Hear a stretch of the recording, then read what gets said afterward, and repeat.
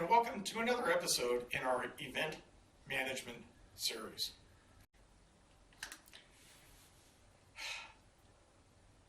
I'd like to talk about your post. I don't think you've all seen the movie Dances of Wolves where it says, "This is my post, this is my post."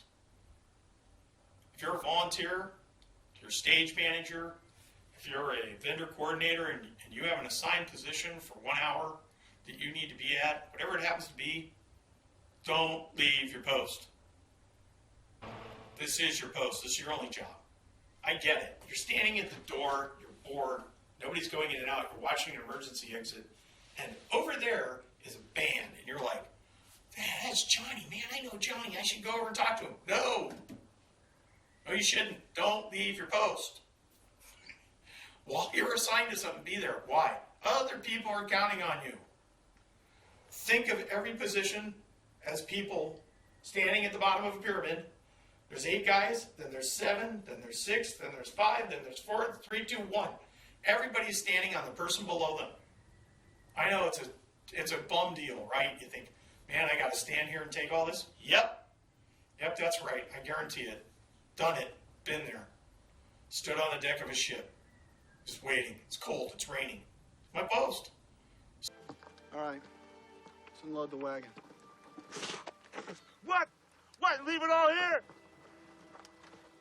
I'm staying too. There ain't nothing here, Lieutenant. No, not at the moment. We don't know what's happened. Things being as they are, we might as well just turn around and get headed back. This is my post. This is my post. This is my post. My post? Jesus H. Christ, boy. What are you, crazy, boy? Lieutenant. Fast son of a bitch. Jesus H. Christ. This is my post. All right, put it down. Put it down. And these are the post provisions. You just all having- right, now get your ass off the wagon. Put it down. And help me unload. We're just having a At the conversation. helm of the ship. Later on, I was captain of the ship. Guess what?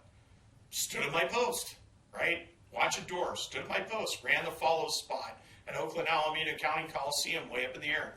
Still at my post. Whatever it happens to be, stay there. Don't get interested in something else. And if you have to leave, you have to leave somebody that's capable of doing your job in that position. So we used to have this roving guard that would come around and relieve us so we could go to the bathroom. Why? Because he was capable, or she was capable of being in that position. Do you think everybody in the world is capable of commanding a ship or running a follow spot? Actually not.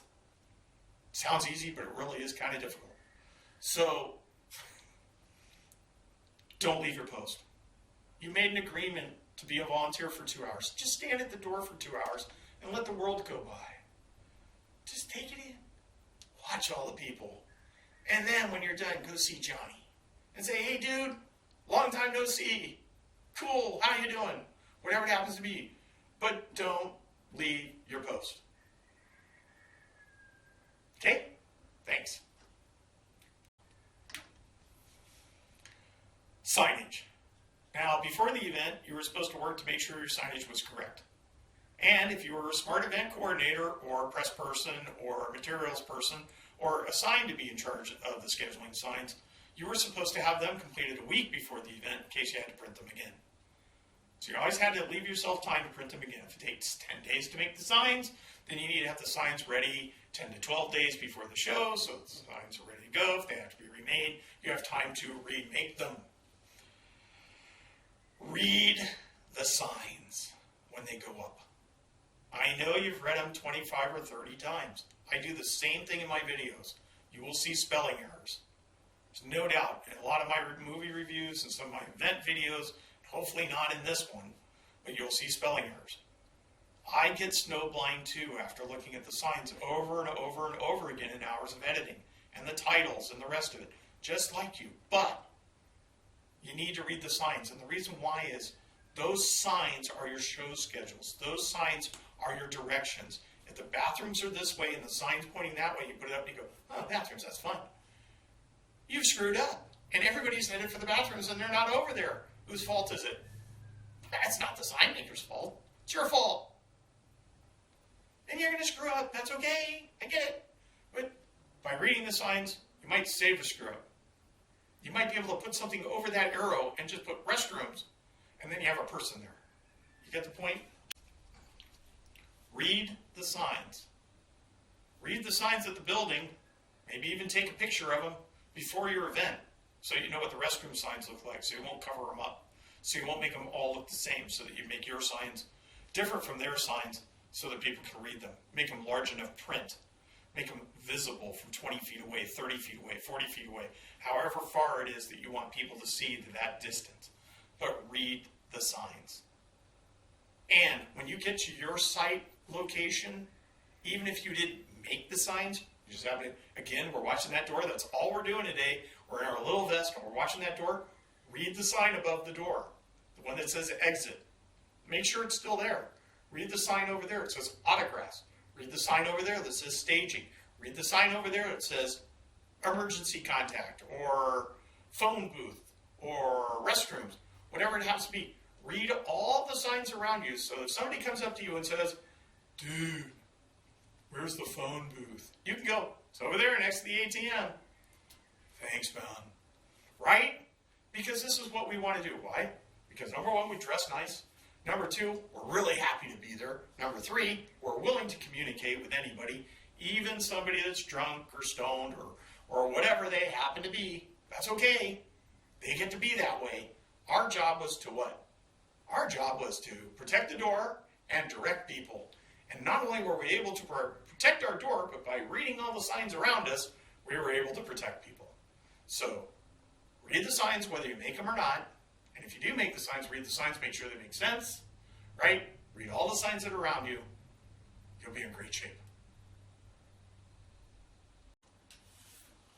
Hello there. I'm Robert West, and this is another portion of our event management and information video series. And we're talking about things that can happen on the day of the event and things that you can do to make events better, especially during the days of the events. And the next thing I'd like to talk to you about is communications. And by that, I mean mostly radio communications to start. Now, I can tell you from experience that when working in the theater, we would have headsets that would strap at your head, have an ear pad, and have a mouthpiece. And they would be voice-activated headsets. And we would probably have about 8 to 15 people on those headsets talking at one time. Let's, for example, say that we're going to call that your radio system or your communication system. And the first thing I can tell you is that the radio is not for stories. The radio is not for hooking up. The radio is not for finding out what Sam's doing after the show is over. The radio is not about discussing what we can do to make a performance better next week. The radio is for here and for now, and is for issues and emergencies. It is not for stories. It is not to tell jokes on. It is not for you to tell everybody how cool your life is or how much better you think you are at somebody else's job. And I can honestly say that I've been guilty of all of these things, which is why I know now, in my later years, that that's not what the radio is for, okay? Because when you're talking on the radio, like I'm talking to you now, somebody else can't talk, or they may not be heard. So you and I are jib-jabbing about what we saw on some television show or a football game or about a movie that's coming out, and somebody else is trying to tell us that somebody got hurt, had a heart attack, they need a water bottle, they can't find Dave, they can't find the manager, and they can't get through because you and I are too busy talking. So let's talk about radio communications, what to do with them. First of all, keep them short. And keep them short, but keep them concise. Second part of that is to speak fluently. Do not assume because you spoke in the microphone that the person on the other side in their ear got what you said. Make sure that they respond with, yes, I understand. Okay, I'll meet you at 10:30. The blue car. Some indication needs to come from the other side of the communication that they understood exactly what it was that you were looking for. So if I come up to you and you're at an event, I say, hey, do you have a radio? And you say, yes. I'm here to meet the Grand Marshal of the parade. Can you tell me where he is? And you say, no, I can't tell you where he or she is at the moment. Then you say, but I'll get on the radio and I'll ask. And then you say, has anybody seen the Grand Marshal? And if you hear a bunch of no's, that's one thing. But if you hear a yes, then you say, have you seen the Grand Marshal? And they say, yes, I have seen the Grand Marshal. Or have you seen them by name? Is you know where Joan's at? Or you know where John's at? Yes, I know where Joan or John is at. So that you are clear that the person on the other end of the radio got that communication. Now, you have a radio and you have a cell phone. What is the one thing that you don't want to do? You don't want to linger on either one. You don't want to be on that cell phone so much that you're not hearing what's going on the radio. You don't want to be one of these people where you take the radio off. You want to be able to use that radio. So let's talk about using a radio. If you've never used a radio, they have a channel, usually an assigned channel, 1, 2, 3, 4. You push to talk, or you have a voice-activated system. VOX, voice-activated transmissions. Those are very dangerous. So if you're going to be on VOX, voice-activated systems, then you should be clear that you understand that everything you say, someone will hear. That's right. If there's 15 people on the radio, and you say something stupid about Dave, or something you don't like about Linda, anybody on that radio is going to hear that. And it's not just your people. So I'll tell you a quick story. I used to work for a theater company. We used to work in the same place every night. We did 8 performances a week. We never worked on Mondays. Union House. And we would talk on the headset. About 6 of us would talk all the time. The lighting guy, me sometimes, the sound guy, me sometimes, another sound guy. So there'd be a couple of us in the booth, and then there would be the stage manager calling cues, and there'd be the assistant stage manager in the back, and sometimes there would be an assistant to the assistant stage manager in the back helping out.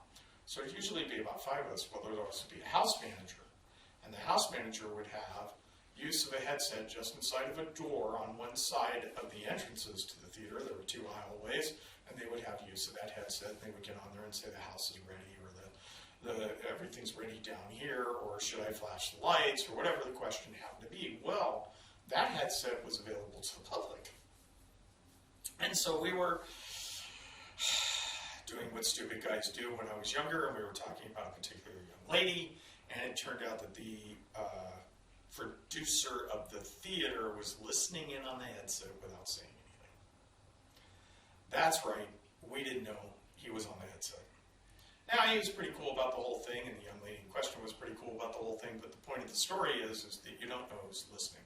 And especially in this day and age where people might be trying to monitor your communications for whatever nefarious purposes, always remember that when you're on the radio is for issues. The radio is for communications. The radio is not a toy, it is not for adventurous stories, and be aware of who is listening. It could be anybody.